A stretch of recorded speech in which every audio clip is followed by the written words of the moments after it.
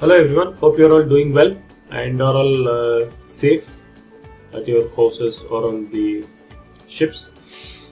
Thank you so much for watching my videos. In this video we are continuing covering the MLC convention, where we are now seeing the second title out of the 5 titles which the MLC has. And in the subtitle, first we saw the Seafarers Employment Agreement, and second we saw the OT rate, the payment, salaries, etc. Okay, and also the rest and work hours, that also we have seen. Now this is the third part where we'll be seeing the entitlement of leave, etc. Okay, so we'll start the video. Again, as I told, I'm trying to keep the video short so that we can have small videos and can be made bit size to take it all. And keep sharing this video with others whom you feel this will be helpful, because these are all very important videos where seafarers and office staff are not very clear, or these concepts are little vague. So yeah, you know exactly what is there in MLC, when somebody talks to you or etc. Okay, thank you so much, and let's go into the video. Hello everyone, let's go into the video. In this video we'll start with the entitlement of leave, okay, as per the MLC convention. Okay, so leave is basically vacation or something what you can call. This also includes the shore leave. Okay, during the COVID, these two items, shore leave and the leave or the sign off, is both under very big scrutiny, and people are not able to get off in time. There is no sign of shore leave. I have also written a blog on shore leave in the seafarersblog.com. You can visit that also. These two are very big concerns of seafarers nowadays. People don't want to sail after the home country because they are not very sure when they will be able to come back. The rules and regulations are changing so frequently that most of this, suddenly one country says the shore leave is stopped and there's no crew change happening, so it becomes a big problem. And for specifically Indians, if you see, China is becoming a very big problem for crew changes. These are the very big concerns. With regards to MLC, the calculation is based on 2.5 days per calendar month. Okay, this is what is your leave entitlement. So if you see your leave wages in the contract, it should be 2.5 days of the month, which should be it should be similar to that. Okay, if there is a leave wage component, you can calculate and see whether what the figure comes to. If it is less than the 2.5 days, then you can this will all be based on the basic, not on the gross. Now all the salary calculations are based on the basic. Okay, so it should be 2.5 days on the basic wage should be your basic leave wages. Okay, it can be more than that, but minimum it should be that. Okay, and again I was telling about the shore leave. Shore leave is also mandated as per the MLC convention, that you should be allowed to take the shore leave also whenever possible. Okay, and again, okay, you are allowed to go on leave, but till where they should repatriate you? Till the place of recruitment. That is, we have seen in the video on the Seafarers Employment Agreement also, which is called the port of engagement. Okay, so they should be able to take you back to the port of engagement and without any cost to you. So it should be on their cost, and also during the travel you need to have compensation for your food, meals, etc. Also, you have any taxi requirements, all those things also should be taken care by the company.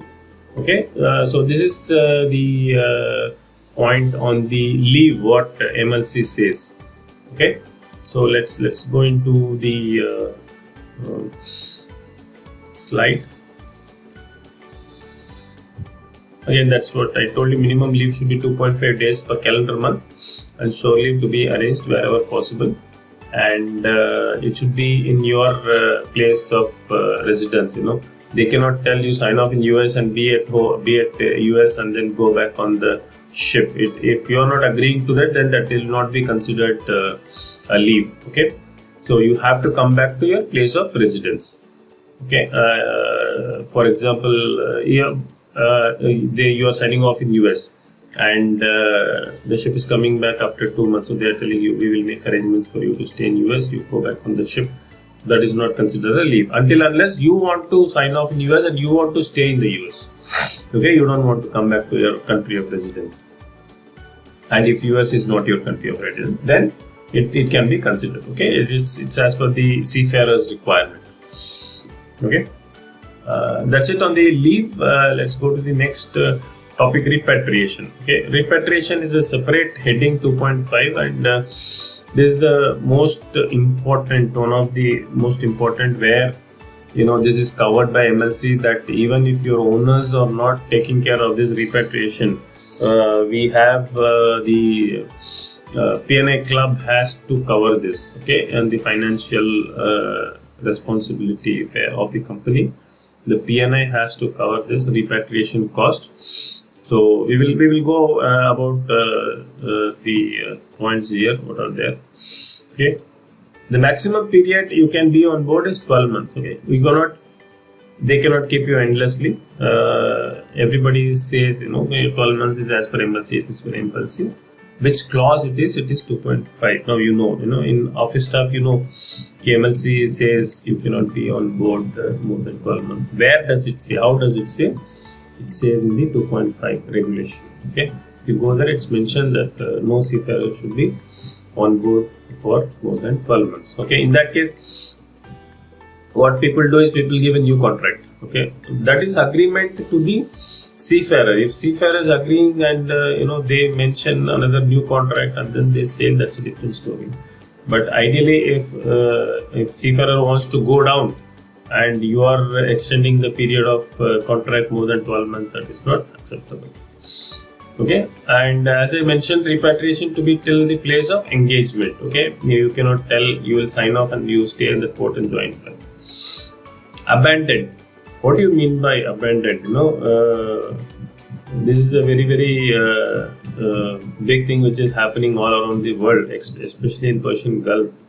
There are so many ships which are just put out because UAE is still not the signed. UAE has not signed the MLC yet, so there is no very strong rules or something. UAE government is coming up with rules now, but UAE is slowly becoming dumping ground for ships where people just leave the crew and then go.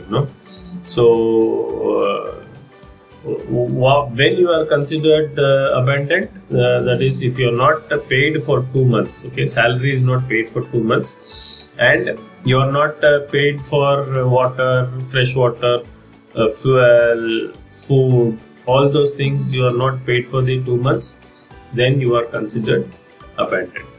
Okay, so in that case you can talk to the P&I yourself and then you tell we are abandoned, the owner is not supporting.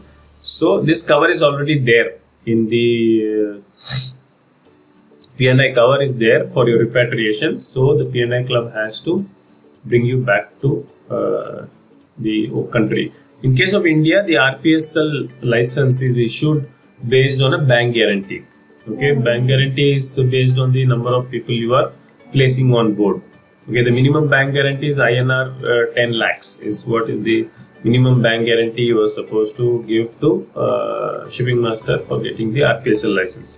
So in case there is no P&I club and there is no club who is monitoring the vessel or covering the vessel, then this amount can be used for repatriation of Indian seafarers only. Okay, if there are other nationalities, then they will not be able to help. It's only Indian seafarers who can bring them back to India. Okay. So financial security is to be provided by P&I club of the vessel. This financial security is very, very important topic, and it is checked in all the audits whether this financial security is being provided by the P&I club. So we are supposed to show them the 2.5 clause, for the audits where they check for financial security of seafarers for repatriation. Okay.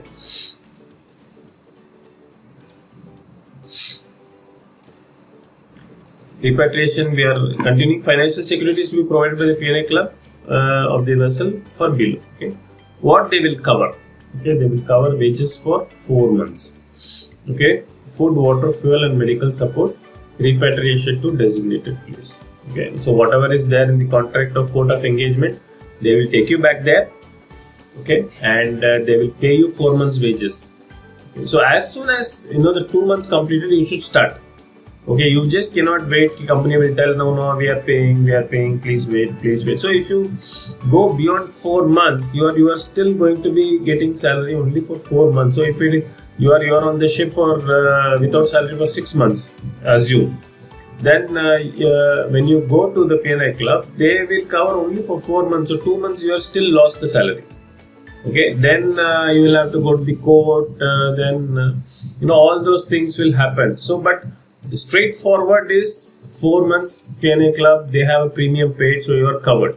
So that is the easiest way out. Okay, so as soon as the 2 months limit crosses, as soon as you are the abandonment clause is fulfilled, you start talking to P&I club. If owner, obviously, if 2 months they are not paying the salary, owner is not going to entertain you or pay the salary, or they might tell ki give me for 15 days more, 20 days more, but you start the communication so that P&I club also can push the owner from their side to clear the salaries.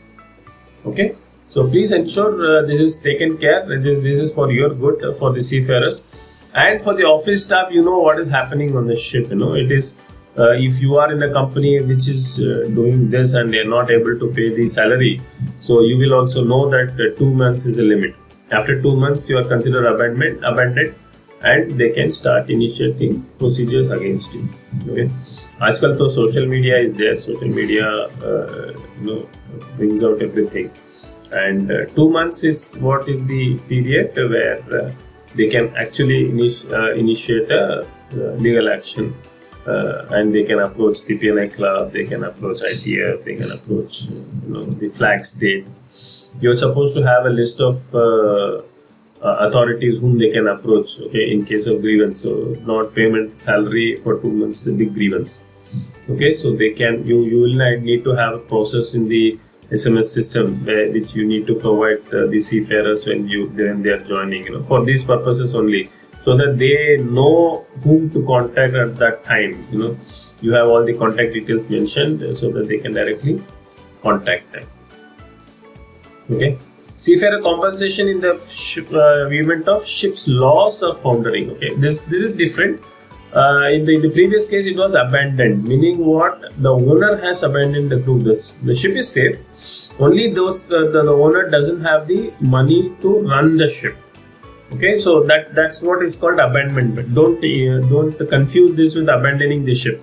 Okay, that's a different thing. This is abandonment is basically by the owner to the crew. Okay, he's abandoning the crew and he's abandoning the ship. He's telling, I don't have the money to run the ship. If somebody wants to take out the ship and sell the ship and pay everybody, I don't have it. So that is abandonment. What you're talking about here. It is not the abandonment of the ship because of any accident or anything. Okay.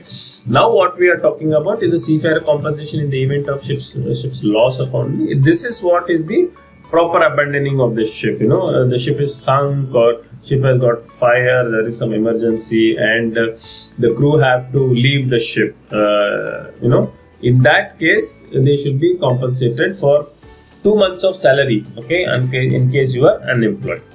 Okay, so the MLC says if they are signed off, not completed contract, they have to be paid 2 months salary. Apart from the normal compensation, your personal effects, all those things, it will be there in your CBA or in the standard terms and conditions what you are eligible for. Okay, so it is very important you read your standard terms and conditions, as I mentioned earlier as well. Also the CBA which will be kept on the ship. Okay, please go through that so that you will know what are your rights and what are your compensation eligibility. Okay. Next one is manning levels. Manning levels should be adequate for the vessel based on its size, type and nature of operations, so the rest of our requirements can be added to. It is a very common small statement. It mainly means, the manning level should be in line with the operation of the vessel. Usually there is a document called safe manning document, which I have discussed earlier in my videos. So safe manning document is issued by the flag state, where it mentions the number of seafarers minimum it should be there on the ship always. Okay, you cannot go at any circumstance, you cannot go below this number. So if you are not complying to this number, then you need to take exemption from the flag state. So you might be applying, the office staff might be applying flag state exemptions if you need to sign off somebody in emergency who are part of the safe manning document. So this is what it comes, so from the safe manning document. Okay, now here what they are telling is, okay, safe manning document can be 10 or 11 or something like that, but for operation wise, the vessel is on short run, etc. 10 people cannot run the ship, so you need to have more people. So what is the basic calculation? That they are able to operate the vessel without endangering the rest hours of the seafarers who are on board. So they should be able to comply with the rest hour requirement. Okay, so that's the basic manning levels. At least that much should be there. The owners can provide more, and obviously the ships are always more than the safe manning capacity. But still, there are some places where it's a temporary voyage. The ship in the same port going up and down, or inside outside the port, loading from outside and then discharging inside. So in that case of voyages, you should have more manpower in the engine room plus deck, so that people are more rested and they can perform better. Okay, so that is what is mentioned in the MLC 2.7, that the manning level should be adequate. And career and skill development, again, it's a one-line statement. This is for the government. This is not for the seafarers or anything. This is basically for the flag states. What MLC is telling, the convention is telling, that they should create more and more opportunities. Like for example, in India, there's so much of excess in the junior side, and there is so much of shortage in the senior side. Okay, so that there is a big disparity there. So for the juniors and officers, they should increase more and more opportunities. Like the government says, if you have cadet on board for Indian flagships, I'm talking about. If you have a cadet on board, they have given some tonnage tax exemption they give based on the number of trainees you put on board. That is one way of giving an opportunity, increasing the opportunity for seafarers. Okay, and they are telling all the Indian flagships, because any flag can control their flagships. Okay, they cannot control other flagships, so they have the authority only on their flagships. Now, in case of India, they have made it a very clear rule that all the Indian ships should be manned only by Indians. Okay, other nationalities are not allowed. So that means they are increasing the opportunity for Indians. So if the number of ships increase for Indian flag, then the number of seafarers employed from the Indian fraternity will also increase. Okay, and if they have seafarers from outside, other COC, other nationality, even the COC, COC, they don't consider other countries COC, they only consider Indian COC. For example, if there is a person coming from who has cleared, he is an Indian national but he has cleared his COC from UK, or he has cleared his COC from Australia, New Zealand, then they are also directly not allowed. They don't give any flag endorsement. They have a different exam. They made it a little tough. It is not that they are not giving, and it's a temporary approval they give, and then they keep extending the approvals. They need to undergo an exam. The company has to place cadets on board, to compensate the job going out to some other flag state exam or something like that. So those things the Indian government does, and there is something called the cabotage rule. Whichever ships are plying in the local area, they have a rule that there is a certain percentage of seafarers who should be placed on board, 33% or 50% based on the duration. Every country has this. Okay, wherever there are local trade happening, so there is a cabotage requirement where they mention to give the employment for the local people. That they mention 33%, 50% of the staff should be from that country. Okay, others you can put from other nationalities, but 30-50% based on the various regulations, you need to place local seafarers. So that is also a way of creating opportunities for the seafarers. Okay, so this is what it is. So we have completed with this 2.8. We have completed the Title 2 of the Maritime Labour Convention 2006. Okay, conditions of employment was the Title 2. Now we will go to the next video. I think this we will cover in the next video: accommodation, recreation facilities, and food and catering. So this title we will cover in the next video. This video has become quite long. So let's stop here.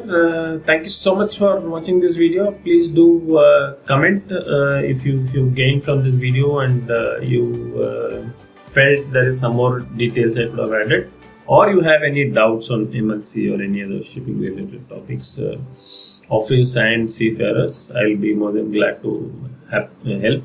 And also please do share it with other your colleagues, seafarers and office staff, so that they can also get the knowledge what you have gained today. Okay, thank you so much. Have a nice day. Take care. Be safe. Follow CAP.